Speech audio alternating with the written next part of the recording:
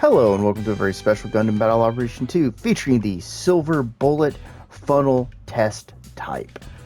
And this is a interesting unit. It comes from the UC-MSV and it's based off the Dovin Wolf, which the entire Silver Bullet family is, as you can tell by the legs and the hip armor. And they were mostly used for testing and developing new weapons and technology. In game, it's a 600 cost and up ground and space general with a ballistic resistance of 20, a beam resistance of 32, a melee resistance of 29, a range strength of 10. I will tell you why I think that's a bad choice. A melee strength of 55, a movement speed of 135, and a thrust gauge of 75. For parts unmodified, you have close range of 18, medium of 16, and long range of 10. For equipment, we have the Jigen Beam Rifle, a bit of a long in the tooth weapon at this point, but it does 1,800 damage, 6 shots, 350 range, about a 6-second cooldown between shots, and a reload time about 17 seconds. It will cause a basic stagger, so you can use it to follow up depending on what you're fighting and how you're going about it. To him, we have the Silver Bullet Beam Saber, does 2,900 damage, about 3-second cooldown. It does what Wiffle Bats do. Then let's get into the extra weapons. We have the Shoulder 12 Tube Missiles times 2, which each individual missile does about 400 damage. You have 24 shots total, a range of 400, there is no cooldown, and a reload of 18 seconds. This weapon, like many of the others, I think incentivizes this more towards a ranged unit than a melee unit, which I think they need to change. It's good as a follow-up. You have to stop to fire this. Just be aware, so it's mostly a harassing weapon or attacking someone who's been toppled at range. Then we have the Shoulder Beam Cannon times 2. Each cannon does 1,200 damage, so if you hit with both, it's 2,400 damage, has a heat rate of 85%, a range of 350, a cooldown time of 4 seconds, and an overheat of 15. You can focus to get more damage, but you can move while focusing or keeping a focus, but you have to stop the shoot. Just be aware of that. Now we're going to talk about these at the same.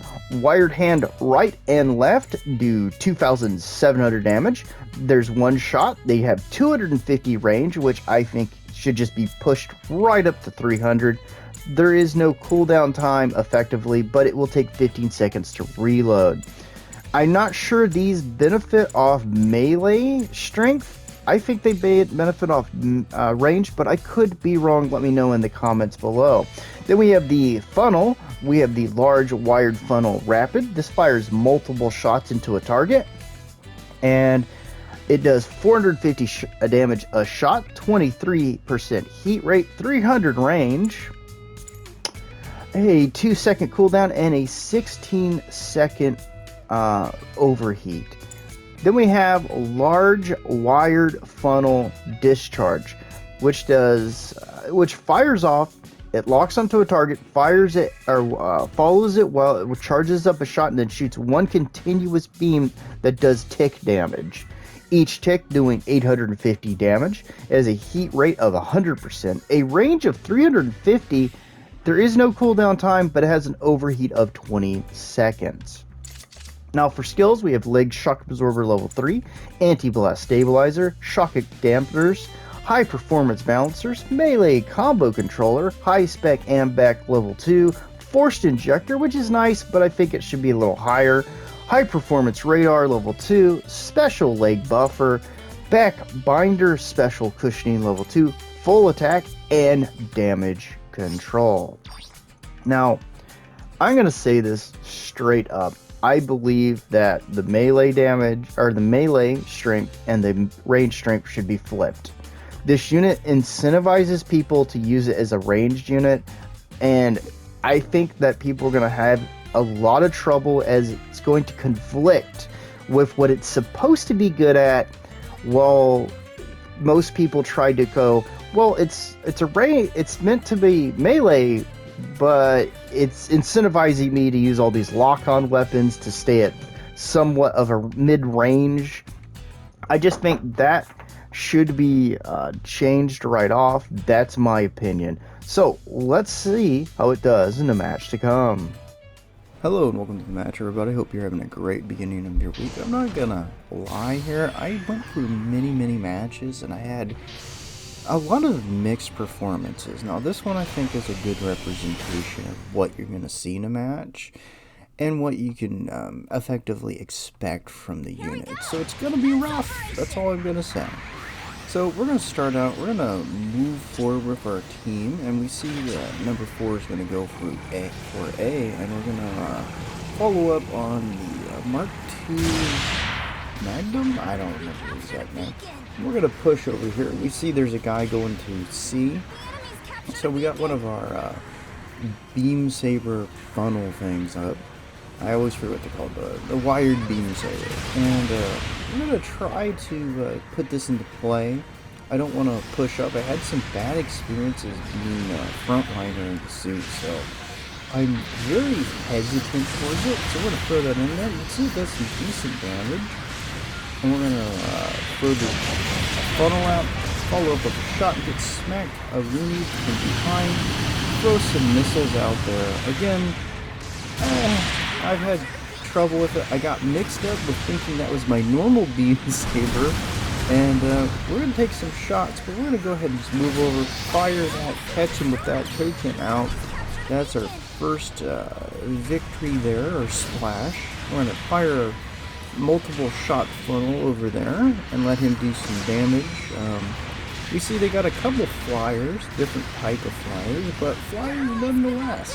And we're trying to employ our funnel-based and wire-based weaponry as best as we can. And it's a struggle because so many of the wired weaponry are just kind of irritating to put in play in a lot of cases. So we're going to go ahead and get that in there, get Smackaroonie by 2 a little bit, the handy gun.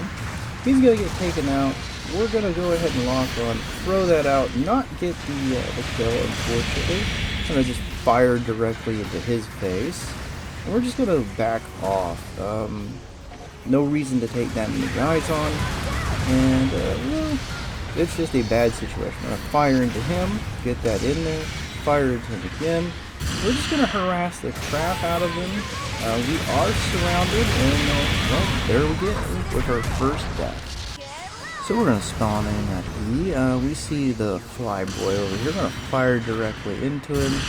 Take a couple more shots. Might as well get some of that sweet extra damage into him. Run him off a bit. We see him up there. We're going to fire. Hit him in the face with that. Then we're just going to fire directly into him. He's going to get taken out by our friend. We do have trouble securing splashes in this unit, I will say that. We see this guy. Unfortunately, the lock-on has been a bit of a pain, and I don't always enjoy it because it just seems to take way too long for the payoff. We're going to pursue the flyboy a little bit, go ahead and give him some trouble. Lock-on, throw that out after his invulnerability. iframes, whatever you want to call it, and he's going to get taken out. So we're doing some pretty substantial damage. We're going to lock onto this guy, wait for it, fire. And then we're just going to come in, catch him with that, knock him down, fire directly, yep, no, I'm going to get pushed by this guy, come over here. We're going to push him a bit, catch him with that, not be able to follow up. I don't like the thrust. We're going to throw that ability out, and we're trying to effectively play to the thing's strengths, but in so many cases it just kind of struggles. He's going to take us out, unfortunately, because we had to wait for a cooldown. So we're going to spawn in at E again, and we're going to try to come in to support our guys as much as we can. We're charging up our shoulders. We're not going to quite get a shot there, but we're going to go ahead and just work that unit over. He can be a bit dangerous, and of course this guy's going to chase us. We're going to use that on him. We're just going to out-boost him, take a shot there, switch over to the shoulder cannons, catch him there. see, most of our stuff is on cooldown. Pop that down, get some extra shots into him. We're going to have 4 come in for the extra bit of goodness.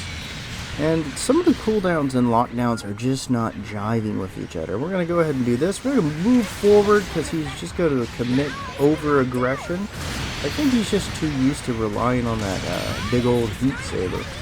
So we're going to help take him out, and we're going to move over here. One big problem we have is, again, we spend a lot of time basically trying to throw damage on people in support, but finishing can be a bit of a problem.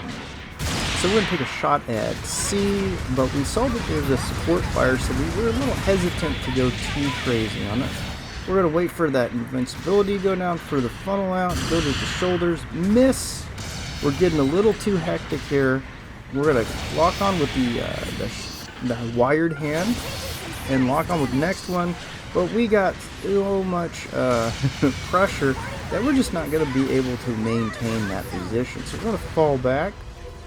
And we are aware of the flyers, and they are aware of being able to come around on us.